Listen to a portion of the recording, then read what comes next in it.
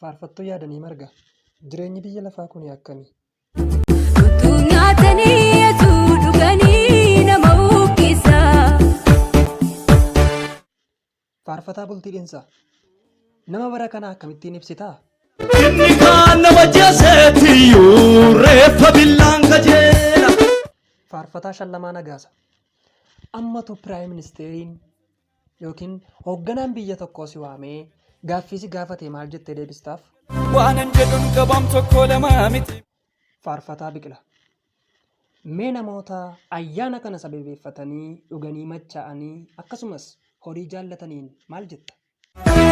Dhugee machaa'u siifantaa jaalala horiidhaan sin daldalu. Dhugdanii hin machaa'inaa horii hin jaallatinaa jedhe kaa. Faarfataa Daawit Girma. Namichi inni horii sirraa qabu suni niidaa sirraa qabu jechuudha. Si barbaadaa ture akkamitti harkaa baatee? Silaa yoona badeera idaanarraa kafallee araaraanarra ga'eera. Abireeko. Namni gammade maala godhu jettee? Namni gammade harka gararraatti mataa isaa walitti reebee Yesuusiif.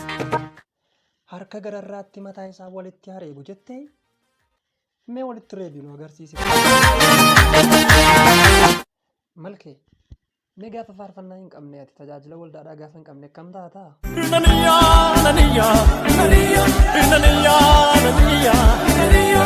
Maaliif iyyi taree maal? Ayyaana narraa jira. Faarfataa Daawit Caala. Meeti immoo maal naan jettaa? Ati naaf adda. Ani moo? Mee faarfataa Boonii ati immoo na beektaa? Yesuusii malee homaan beeku. Hirphaa Baayiru. Kennaa wayii qopheessee jira eenyuudhaaf laadhu?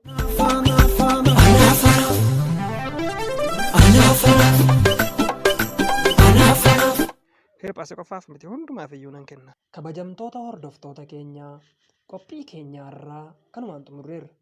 Yeroo itti aanutti kan kana caalu qopheessinee akka isiniif dhiyaannu abdii guddaa qabna. Hangasitti nagaatti nuuf tura. YouTube keenya subscribe, like, comment, share gochuu hin dagatinaa. Eebbifamaa.